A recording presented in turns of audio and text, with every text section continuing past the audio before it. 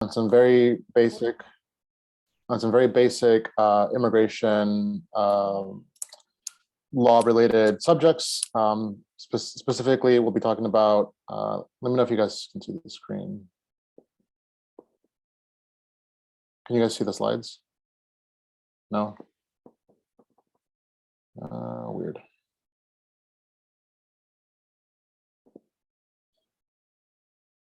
Let's see if this works.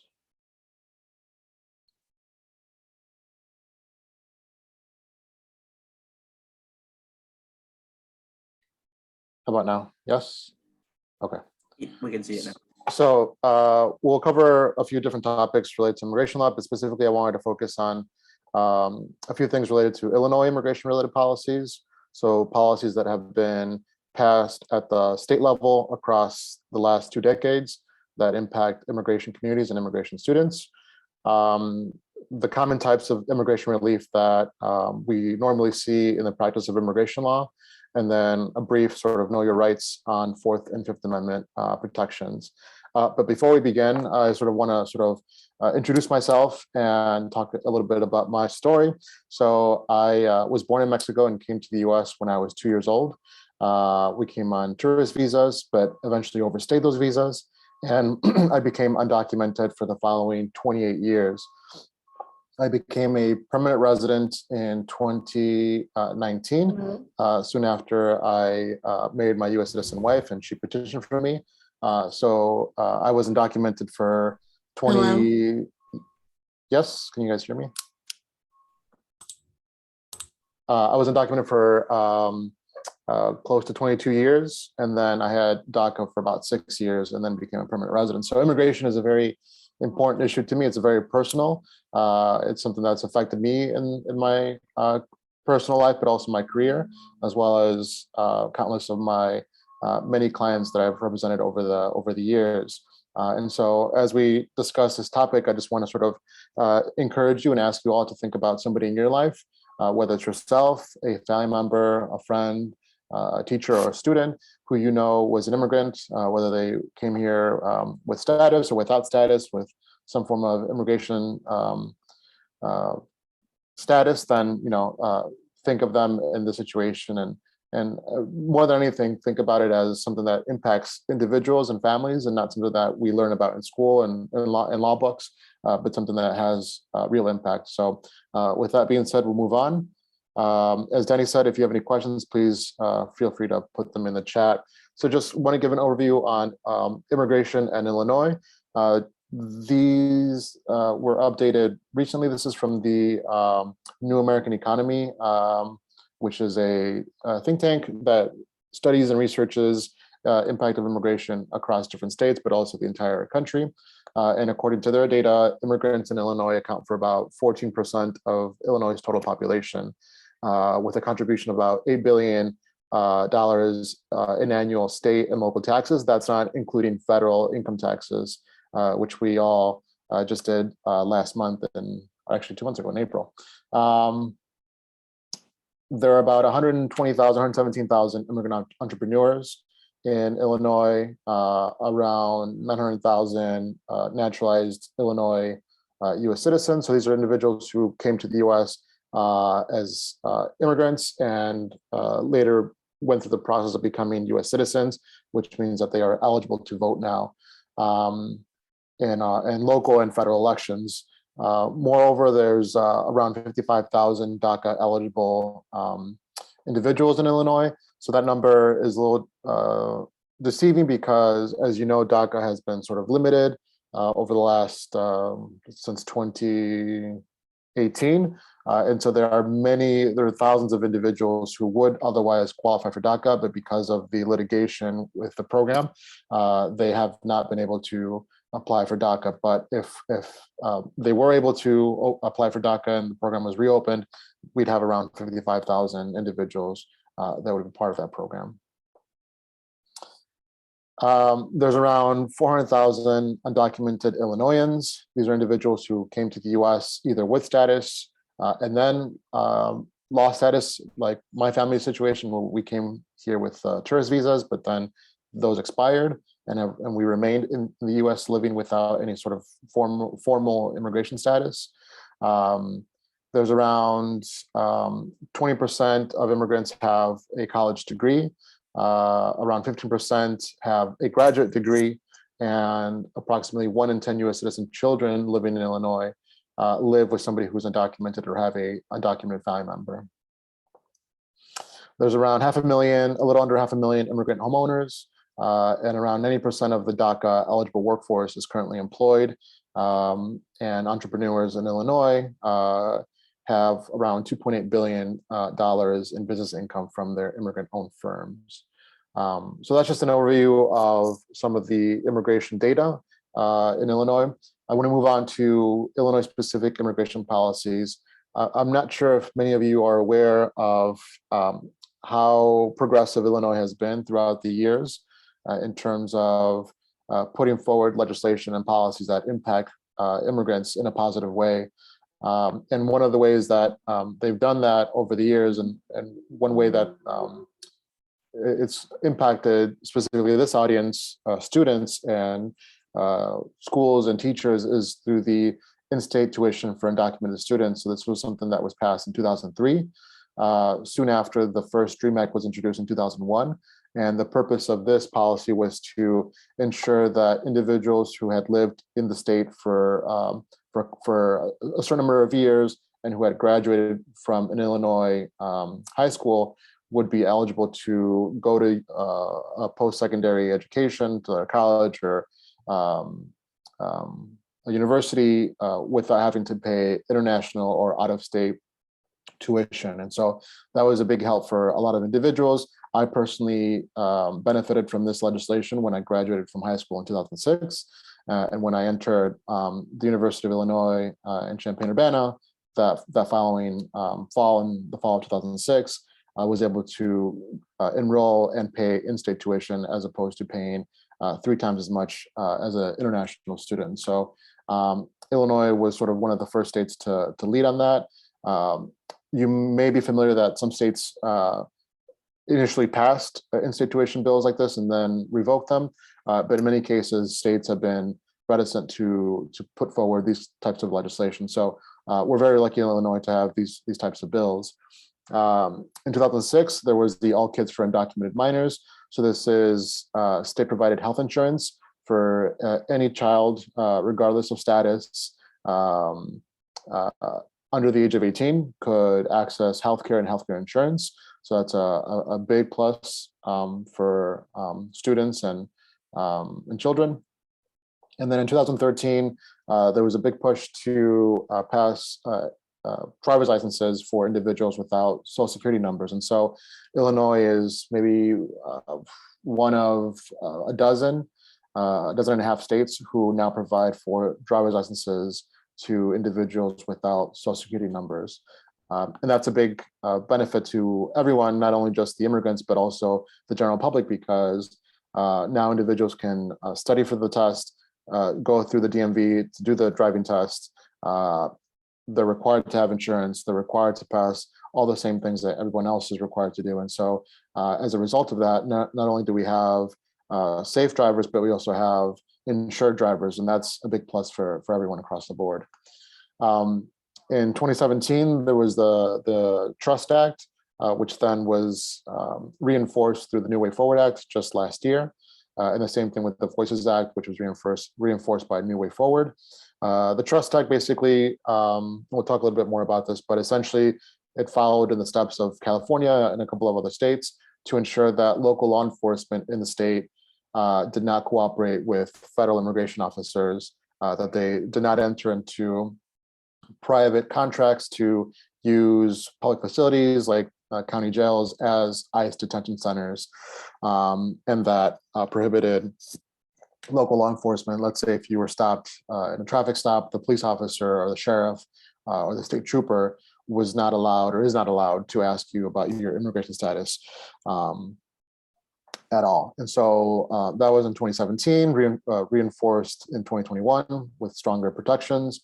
The Voices Act was also very instrumental in making sure that survivors and victims of crime would be able to apply for a U visa and we'll talk more about that in a little bit.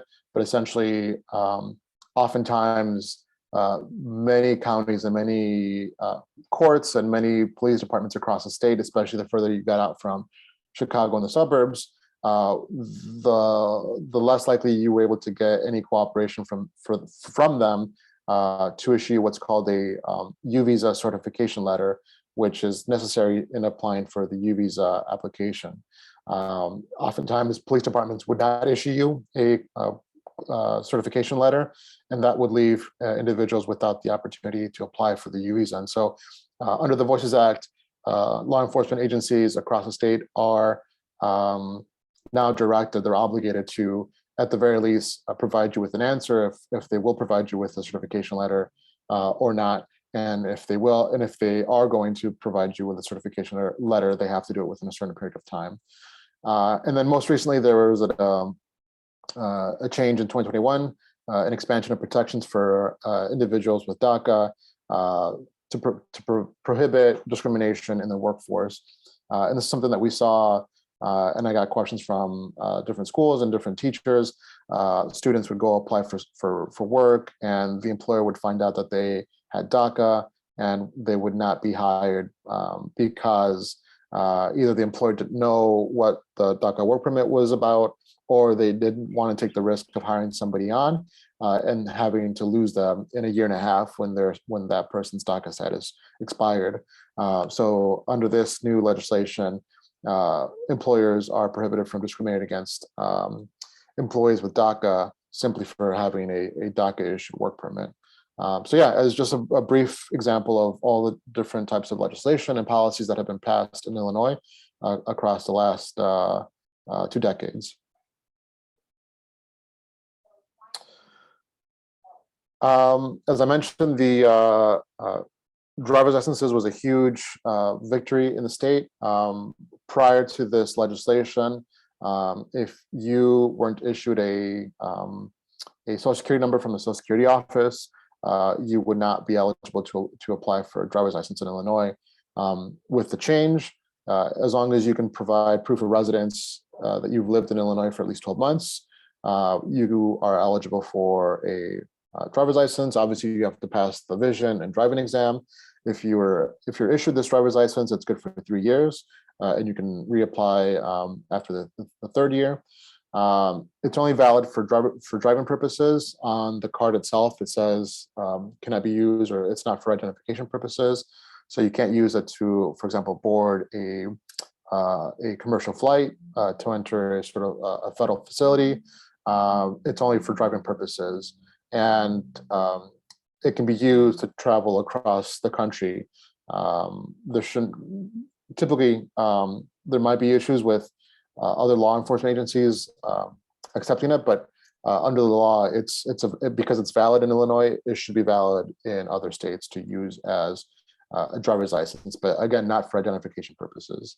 And then obviously proof of insurance is required to get the license. This has been expanded across the state, and you can go to, I think there's specific DMVs that only work on TVDLs. So if you're interested in applying for a TVDL, make sure to visit the Illinois DMV website, CyberDrive, to get more information about that. As I mentioned, the Illinois New Way Forward Act was something that was introduced and passed in 2021, and it strengthened the existing Trust Act and Voices Act. And as I mentioned, it's meant to restrict local police participation in and coordinated with ICE operations. It restricts ICE access to police facilities and equipment. ICE can't access people in police custody. Local law enforcement can't share information with ICE. And restricts police inquiries regarding immigration status. So this is when, if you're stopped by a police officer in a traffic stop or on the street, and they're investigating some sort of crime, they're not allowed to ask you about your immigration status because it's not relevant to what they're investigating. If it's a traffic stop, if it's something that's not related to something state or local ordinance or law.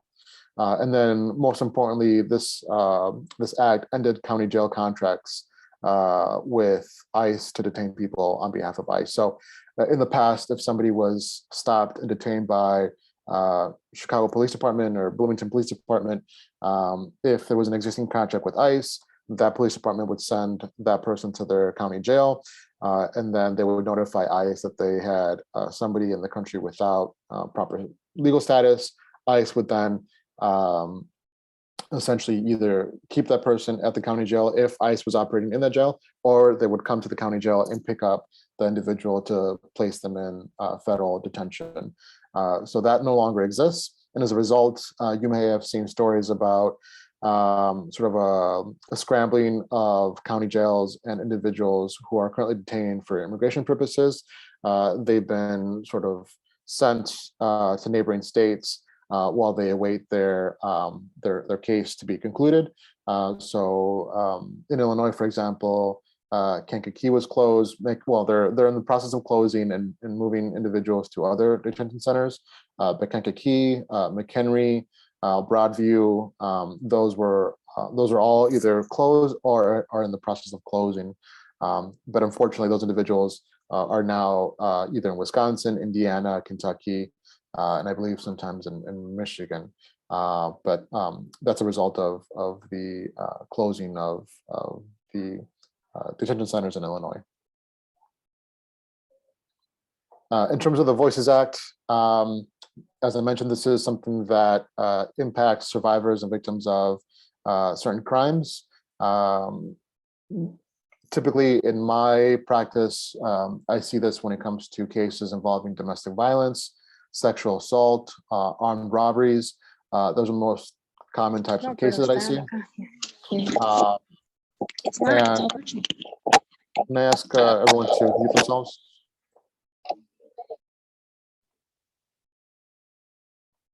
Okay. And so this requires Illinois law enforcement agencies to issue requests for U and T visa certifications within 90 business days. If it's denied, if the certification requester, sorry, give me 1 second. If the certification requester is detained by immigration authorities, then the law enforcement agency has to issue it within 21 business days. If somebody is going to age out, this means that, for example, under a U visa, if the survivor of the crime of let's say a sexual assault is under the age of I believe it's 18, and they want to include their sibling in that U visa, they have to submit their U visa before they age out of the specific age required by immigration authorities. And so in that situation, the law enforcement agency has to respond to the person requesting the certification form within 21 business days. So these are things that are hugely instrumental in Illinois.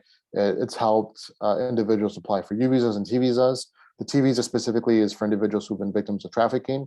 Those aren't as seen as broadly as U visas.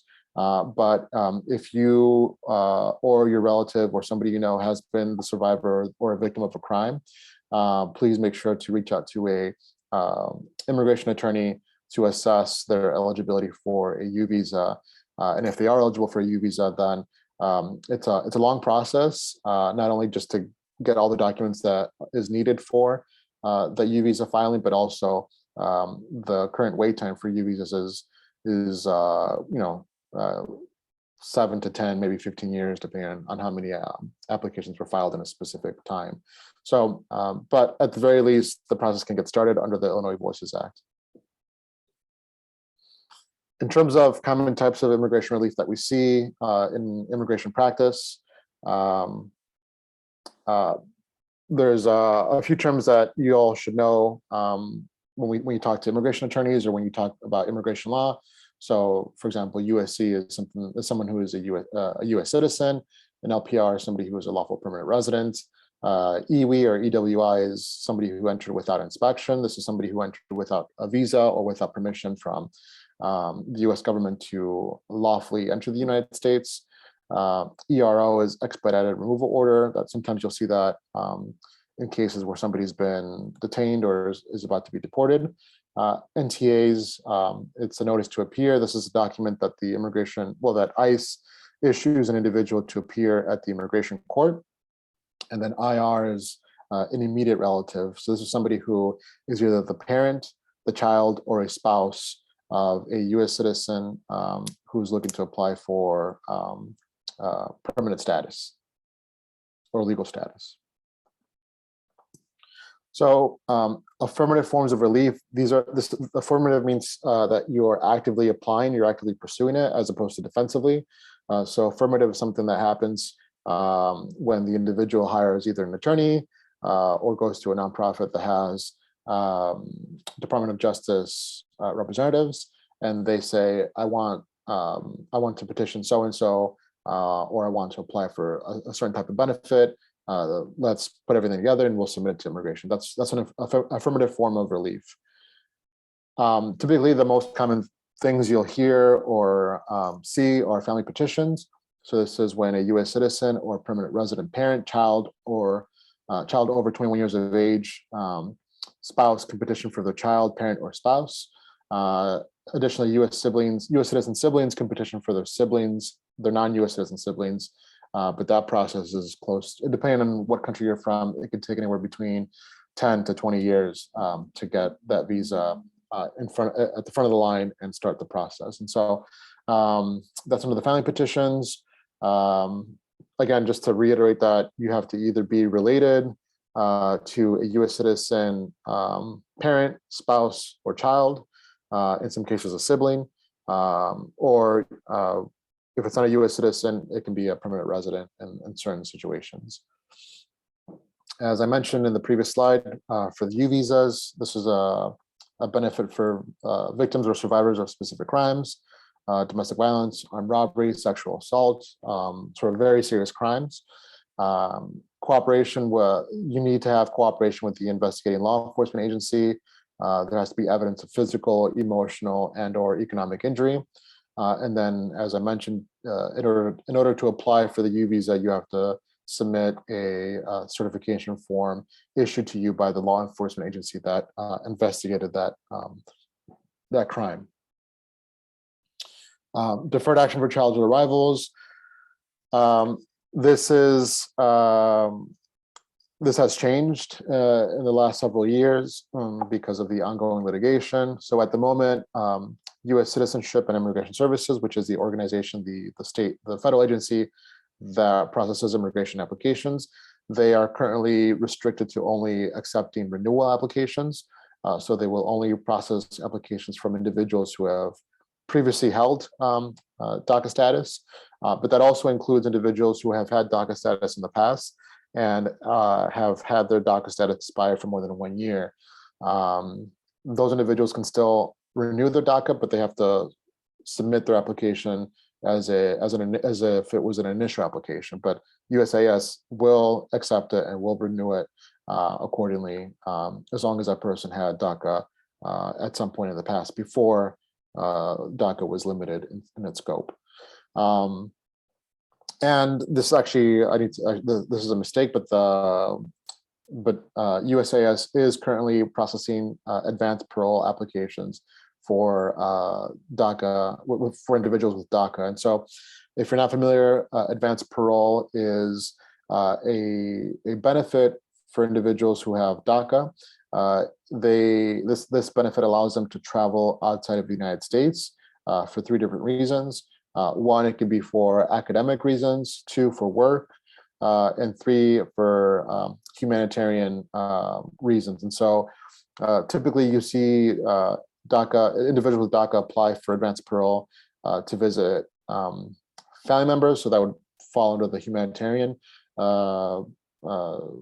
column, but there's also lots of examples of the academic forms of advanced parole. So individuals who are studying are doing some sort of academic program abroad for a week, 2 weeks, maybe a month. They can go ahead and apply for advanced parole. The benefit of advanced parole is that if you are somebody who has DACA and you entered the U.S. without status, when you are looking to apply for more permanent status, like if you want to be petitioned by a spouse, under immigration law, if you entered the US without some form of status or proof of lawful entry, typically under immigration law, you are required to leave the US and do what's called a consular interview in your in the US Embassy or consulate of your home country. So, for example, in my case, I was born in Mexico. Let's say my parents and I came to the US without the tourist visas that I mentioned. And when my wife wanted to petition for me a couple of years ago, under immigration law, I would have had to leave the US and go to the US Embassy in Juarez to do the interview. But the problem is that under immigration law, since I had been here for more than 1 year without lawful status, if I had left the US, I would have been given a 10-year bar from re-entry. So even if I had gone to the interview, passed the medical exam, under my wife's petition, because I triggered the 10-year bar when I left the US, I cannot come back until those 10 years elapse. So to avoid those sort of sanctions, those bars, advanced parole is one way to do that. With advanced parole, you have permission to travel outside the US for a small window, for a specific group, for one of those specific 3 reasons. And then when you re-enter the US, advanced parole is the proof of lawful entry that you present at the airport or at the land crossing. And once it's stamped as a proof of lawful entry, then you have proof of lawful entry, and that means that you no longer have to travel outside the US to do that process under a filing petition. And so it's a huge benefit to individuals who didn't come to the US with status. But again, it's limited to individuals, at least under DACA, who currently have DACA, not individuals who may qualify for DACA. You have to be in status with DACA. And then lastly, this is something that doesn't get talked about a lot, but I think for this audience, it's something that can be very helpful, especially if you have younger students in high school, or if you yourself are a student and have younger siblings. So SIJS, or the Special Immigrant Juvenile Status, is something that allows individuals under the age of 18 who can show that they've been abused, neglected, and or abandoned by one or both parents. Then you are eligible to apply for SIJS status, which means that you can apply for a green card if you're approved under that specific program. Typically, what we see in these situations is that, at least in my case, the clients that I've helped with SIJS are minors that come from single parent homes, where maybe the other parent was never in the picture, or maybe the parent is in a different state, or they are in their home country and they've never attempted to have contact with the child. They've never provided for the child economically, emotionally. And so in some cases, those individuals have been able to apply for SIJS. In more serious situations, a minor child left their home country because one or both parents were either abusing that child or they were neglecting that child, and the child manages to get to the US, they would be potentially eligible for SIJS status. And so the downside to this program is that it only limits the permanent resident status or the green card to the specific individual who can prove that they were abused, neglected, or abandoned.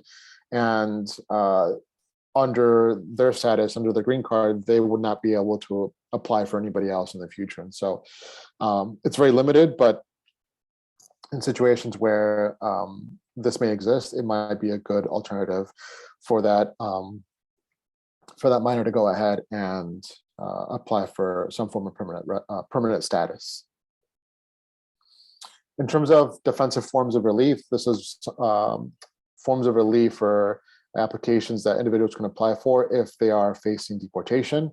So in order to avoid being deported, you defensively apply for this benefit. One of them is called cancellation or removal for non-lawful permanent residents. So these are individuals who are not in the US without a green card, that they are in the U.S. without a green card, they don't have lawful status, and are currently facing deportation. As long as you meet the following requirements, a immigration judge is supposed to approve your application and cancel your deportation, and then you'll be able to apply for your green card as a result of that cancellation of removal. So to qualify for cancellation, you have to show that you lived in the US for at least 10 years, 10 continuous years. You have to show that a US citizen or permanent resident spouse, parent, or child under the age of 21 would suffer exceptional and extremely unusual hardship as a result of your deportation or that person's deportation. You have to show that you have good moral character and can't have been convicted of certain crimes. So as long as you can show those requirements, then you'll be able to submit a cancellation of removal as a non-permanent resident. There's also cancellation for individuals who are currently permanent residents. In those types of cases, somebody's been a permanent resident and ICE has sent them a notice to appear in immigration court with the purpose of taking away their green card. If the green card is taken away, then the court will deport that individual. So to avoid that process of stripping away the green card and also their deportation, you have to show that you've been a permanent resident. You've had permanent resident status for at least 5 years, that you've lived in the U.S. for at least 7 continuous years after having been admitted in any status, and not have been convicted of any of an aggravated felony. And so the requirements are different from those who don't have a green card, but you still have to satisfy these requirements to apply for cancellation of permanent resident status. So that's another form of defensive relief. In terms of, there's one more that also should be talked about, and I didn't include a slide on this, but it's applying for asylum defensively. So typically, under immigration law, if somebody's looking to apply for asylum, they have to do it within 1 year of entering the United States. If that is not the case, and for example, in situations where, let's say in your home country, there's now some sort of civil unrest, or maybe they've outlawed a specific type of group of people. So for example, if a country had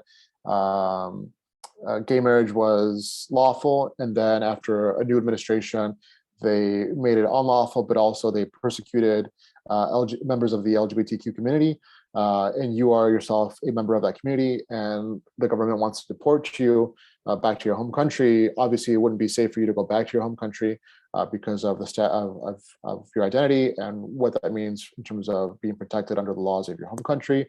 Then in that situation, the individual would be able to apply for asylum either in their ongoing deportation case, which is something that we see a lot, or through an affirmative asylum application, so long as the change is done within a certain period, so long as the application is submitted within a short period of time after the change in sort of the country conditions. But I bring that up only because I received that question recently, especially with the ongoing Ukraine and Russia conflict and war, and individuals who are of Ukrainian and Russian descent looking to apply for asylum as a result of that conflict. But again, if you have any questions about any of the things that I've brought up, please make sure to reach out to me or a trusted immigration attorney or a nonprofit that works on these issues. So that way you can better determine if you are eligible for any of these forms of relief. In terms of legal resources, as I mentioned, there are several organizations across the state, and this is actually expanded over the last 3-4 years, starting with the Legal Protection Fund.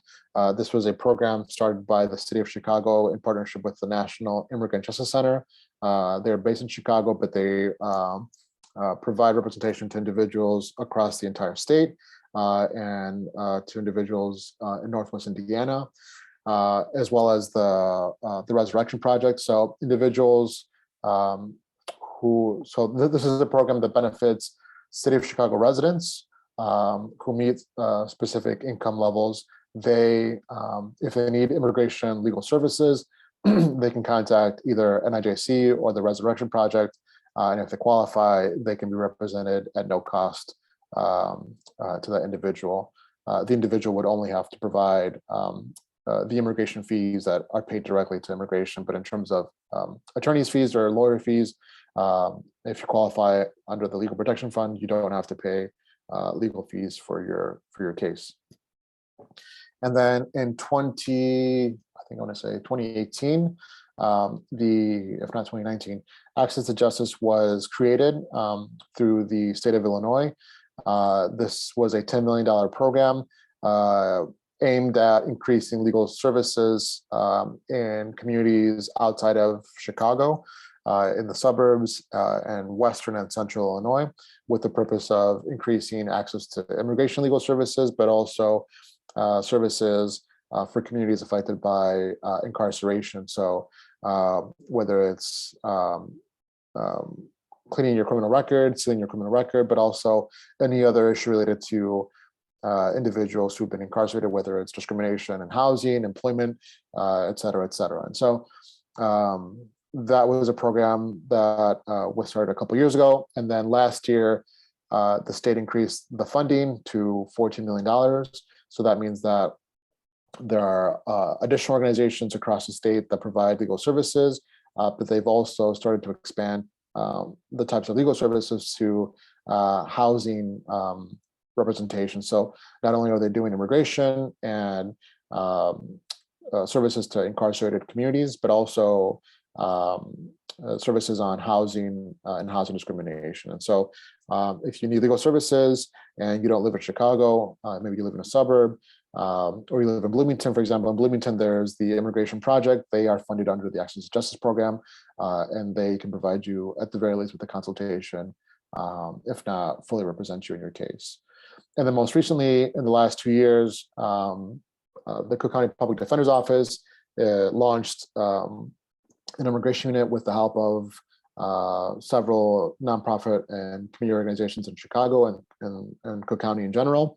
And the purpose of this immigration unit was to represent immigrants who either didn't have the means to hire an immigration attorney, to defend them in either their deportation case or their detention case. And so Cook County is now one of the largest counties in the country that has a dedicated immigration unit. There's one in San Francisco, one in Oakland.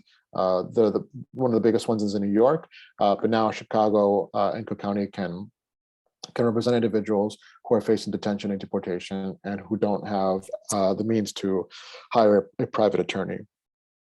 So that's a big help. You don't necessarily have to be a resident of Cook County, as long as there's some connection to Cook County, whether, let's say you had, let's say you're being detained or deported as a result of a criminal case that came from Cook County. And if the public defender defended you, then you can be represented in the immigration case. Or if there's capacity in the public defender's office where they don't have a lot of cases, then they can do it on a case-by-case basis to represent those individuals, even if their detention didn't stem out of a criminal case in Cook County. So these are big resources that you won't find in other states. Obviously, it's not as big or as widespread as we would like it, but it's a great start. It's a big start, and it's helped lots of individuals and lots of families across the state. So be sure to look out for these organizations or these services if you or your family finds themselves in any sort of immigration legal trouble. And then in terms of Know Your Rights, actually, I'll stop there and see if any folks have any questions on any of the previous stuff. I know I was going through it pretty quickly. If not, we can discuss questions at the end.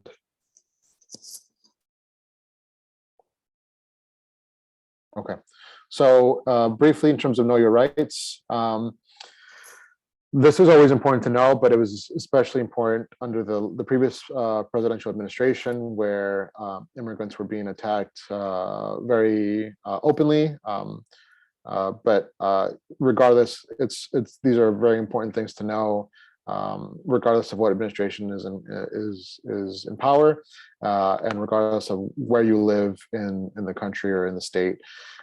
So under the U.S. Constitution, all individuals have the right to remain silent under the Fifth Amendment. It doesn't matter if you're a U.S. citizen, permanent resident, refugee, asylee, undocumented, or have DACA. If you choose to invoke your right to remain silent under the Fifth Amendment, you can do so. It's important that you recognize that you have to explicitly say that you're exercising your right to remain silent. You just can't stay quiet. You have to say, I don't want to talk to you. I'm deciding to exercise my right to remain silent, or I don't want to talk to you until I see my attorney. You shouldn't wait until you are arrested, handcuffed, to exercise the right. You could say it as part of a sort of an investigation, detention with law enforcement. You, under the Fifth Amendment, you also have a right not to be compelled to incriminate yourself, to sort of serve as a witness against yourself in a criminal proceeding. So this applies only to communications, written or spoken, does not apply to DNA or physical evidence. But the most important one is obviously the right to remain silent. It's important to know that if you invoke your right to remain silent, let's say you're in custody and they're investigating, they're asking you questions, law enforcement or detective is asking you questions, and you say that you want to invoke your right to remain silent, but then a couple of minutes later, you decide to answer one of the questions. That can be determined as you breaking your right to remain silent. And if you want to remain protected under that right, then you have to re-invoke and say, I don't want to speak to you again. So it's very important that once you invoke it, that you remain silent for the remainder of the time, and wait to speak to a public defender or your personal attorney. Under the Fourth Amendment, you are protected against unreasonable searches and seizures. So individuals have the right to feel secure in their persons, houses, papers, and effects against unreasonable searches and seizures, unless there's a warrant issued by an independent judge. So this means that the government can invade your privacy if such a violation is deemed reasonable under the law. Law enforcement needs a warrant or probable cause to search and seize your personal self, like your clothes, your pockets, but also your property, like your car or your house. So this usually comes up in like traffic stops. If a police officer stops you under the pretext of like speeding or not using your turn signal, and then they say, oh, well, we suspect that there's like something illegal in your car, if they have the probable cause to establish that search, that they can do so. But oftentimes they'll need a warrant to do so. So it's a case-by-case basis, but the point I want to drive is that regardless of your immigration status, you are also protected under the Fourth Amendment. So it's important to realize that if you feel like your Fourth Amendment rights are being violated, you can try to sort of communicate that to the law enforcement officer, but oftentimes this is something that gets rectified in after the arrest, after the investigation, either through a lawsuit or by working to throw away the charge or the arrest or any of the evidence that was obtained illegally by law enforcement. So it's usually not a good idea to sort of physically prevent them from searching you or searching your property or your house. It's sort of more of a situation of like, make sure you record what's going on, make sure you remember officers' names, what happened, sort of the timeline. And then when you talk to an attorney, they can help you determine whether or not they can either throw away the charge, dismiss the case, or dismiss any of the evidence that was collected by law enforcement under that illegal search and seizure. So in terms of the Fifth Amendment, these are things that you can say to sort of exercise your Fifth Amendment right to remain silent. So you'll say, I wish to remain silent. I want to speak with and be represented by an attorney. Don't sign anything that you haven't read or spoken to an attorney about. You don't have to let law enforcement into your home unless they have a warrant for that specific address, for that specific home. And this also applies to ICE or Immigration Customs Enforcement. If they come to your door and say, oh, we have this document signed, and you see that it's not signed by a judge, it's not a valid warrant, and you don't have to let them into your home. And then if you are detained and taken to the county jail or an immigration, well, I guess it'd be a county jail at this point. But if you are transported to an out-of-state detention center, make sure you remember at least one phone number so that they can contact either the attorney or somebody who's got your important documents and can bring those to your attorney. Things that you can practice, do you have a warrant? Are you Chicago Police or ICE? Are you blank police department or are you ICE or a federal agent? Am I under arrest? Am I free to leave? I wish to remain silent. I want to make a phone call. I want to speak to my lawyer. I want to see a judge. I will not sign. I don't understand. Those are things that you can sort of practice and think about if this ever happens to you, but hopefully it doesn't. As I mentioned throughout the presentation, if you do have questions about your immigration status or any other information that came up, please make sure to reach out to an immigration attorney, one that's trusted, or a DOJ representative. DOJs usually work at nonprofit legal organizations. Although they are not attorneys, they are trained and certified to work with individuals on immigration cases. Make sure you don't lie to any government official. If you're not a U.S. citizen, do not lie about this. Do not check off a box on any job application or home loan or anything that's official that says you're a U.S. citizen. Under immigration law, if immigration finds that you have claimed to be a U.S. citizen when you're not, there is no waiver for that, unless there's some exceptions, but for the most part, there's no exceptions for that, and it makes you inadmissible and ineligible for a green card if that's the situation. Also, don't vote for any political office, federal or local, if you're not a U.S. citizen. And even though marijuana or weed has been legalized or cannabis has been legalized in Illinois, it's still prohibited by federal law. So if you are not a U.S. citizen, even if you have DACA or have a green card, or have some form of lawful status, but if you're not a U.S. citizen and you are found with marijuana, or let's say you are charged with having more than what's legally allowed in Illinois, that can impact your immigration status, moving forward. And so it's very important that if you are not a U.S. citizen, that you avoid using or possessing cannabis anywhere in the country because it's still prohibited under federal law. So we have about 9 minutes. We can open it up for questions, comments, concerns. Feel free to chime in either through the chat or to unmute yourself and we can answer your questions.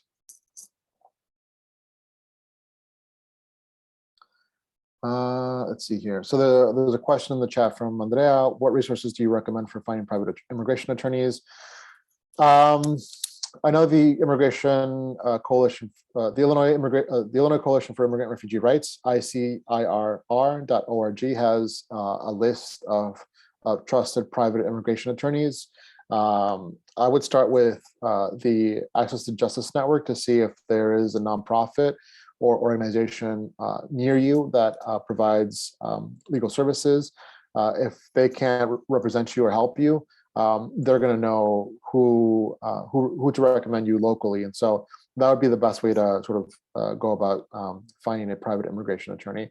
There's a lot of immigration attorneys that do good work, but maybe they're too expensive. At the same time, there's a lot of individuals who are not attorneys who say they are attorneys, and oftentimes they end up hurting their clients' cases, and sometimes even placing those clients at risk of deportation and detention. So I would start with the Access to Justice Network or with the National Immigrant Justice Center. And if they can't help you, they can provide you with a list of trusted private immigration attorneys. There's another question from Tracy. It says, I understand Texas Governor Greg Abbott said last week. Yeah, so there's a intention from Texas to challenge the Plyer v. Doe. I think it was a 1982 case in which the Supreme Court said that all children in the country have the right to a K through 12 education, regardless of their immigration status. And so as a result of that 1982 decision, undocumented children were eligible to get an education in the entire nation from kindergarten through 12th grade. That's sort of a guarantee. And so we'll see what happens with that litigation. It's unclear, especially with the current situation at the Supreme Court. But I think sort of the silver lining to these types of cases is that at the state level, many states have worked to make their states to be immigrant friendly. And so even though, let's assume in that situation, that's something that's stripped away, I could see a big movement where states take on that sort of work and they codify it as part of their state legislation. So we'll see what happens with it. But again, there's been a lot of good work across the states, and many states are very, very immigrant friendly. And so if that were to happen, I imagine Illinois would follow step and make sure to codify that Supreme Court holding in state law.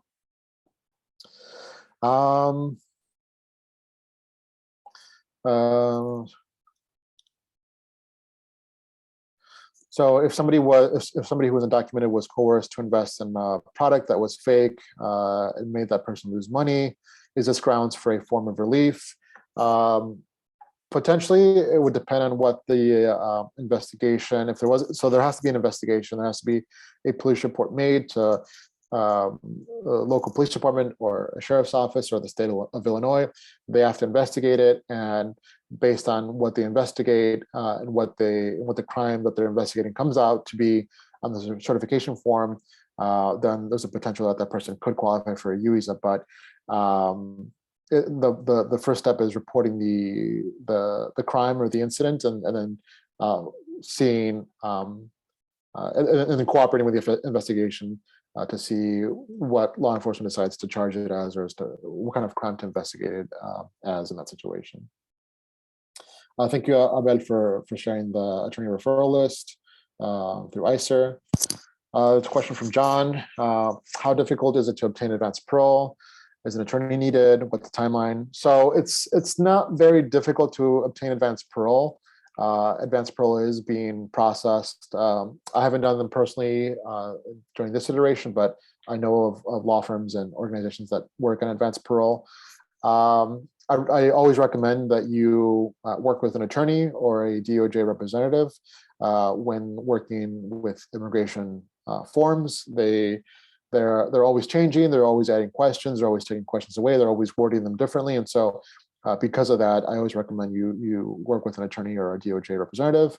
And then typically with COVID, things were delayed in terms of processing times, but with advance parole, I imagine anywhere between as quickly as a month to maybe 3 months at most. But definitely reach out to an attorney if you're looking to apply for advance parole. What time is it? We have time for a couple more questions. There's a question about a ruling in Texas that said colleges cannot charge undocumented students less in tuition than out-of-state students, which will either cause colleges to lower out-of-state tuition or raise undocumented students' tuition to out-of-state levels.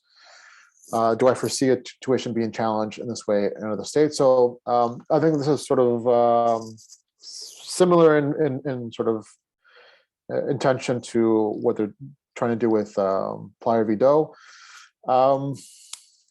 Yeah, I think that could definitely cause challenges in other states, especially maybe more conservative states.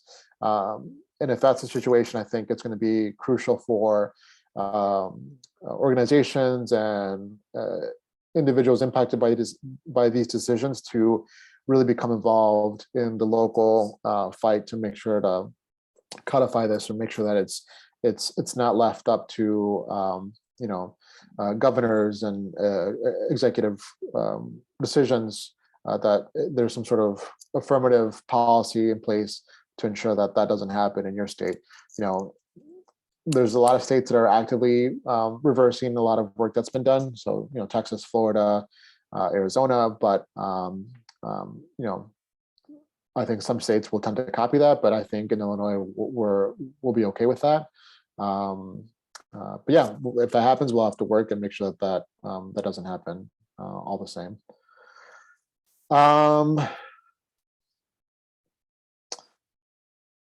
So there's a question about non-DACA travel in the U.S. and Puerto Rico. So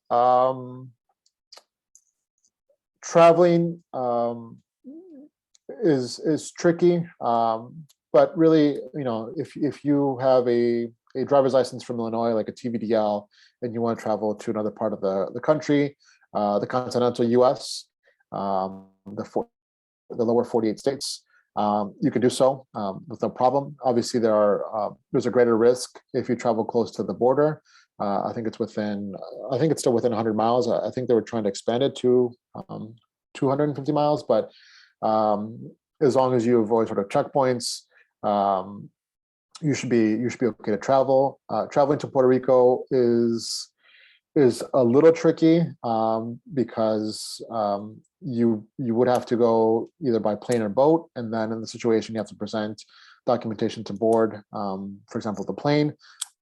If you don't have U.S. issued identification, you have to present your foreign passport. That potentially raise suspicions and could result in them asking you questions about your status, and you'd have to be sort of prepared to answer those questions and be prepared to sort of raise some of those protections that I mentioned earlier. So it's possible in a case-to-case basis, but it's also the less in status you are, the more risky it is. We will be sharing the slides. I think those will be made available on the website. I think we have questions for Danny. Do we have time for one more question?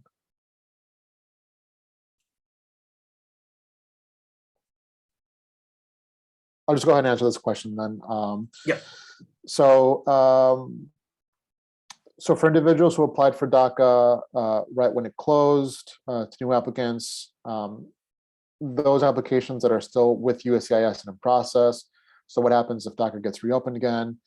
That's a good question. So last summer, up until last summer, actually from December of 2020 through, I believe it was June of 2021, USCIS was accepting initial DACA applications, so applications from individuals who had never applied for DACA.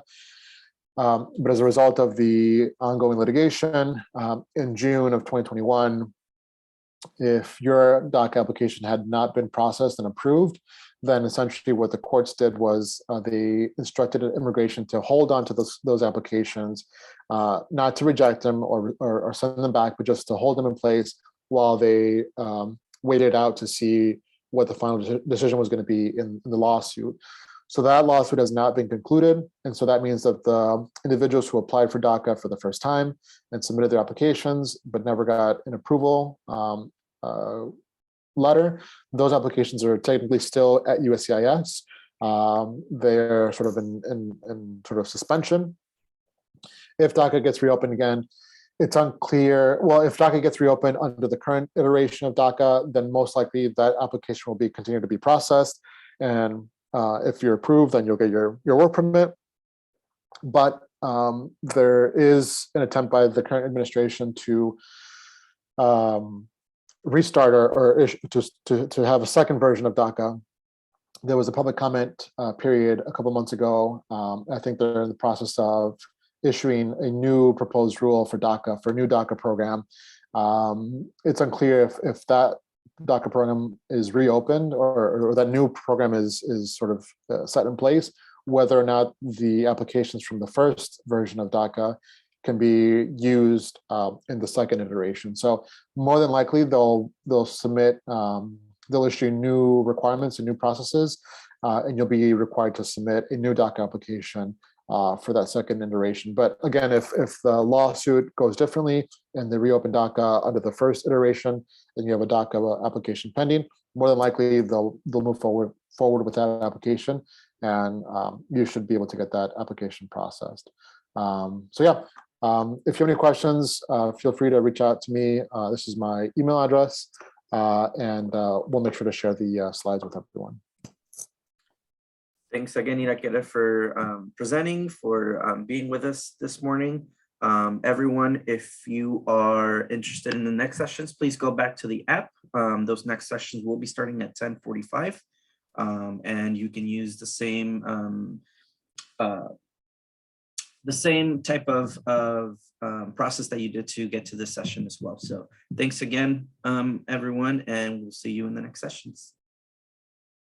Thanks, Irakere.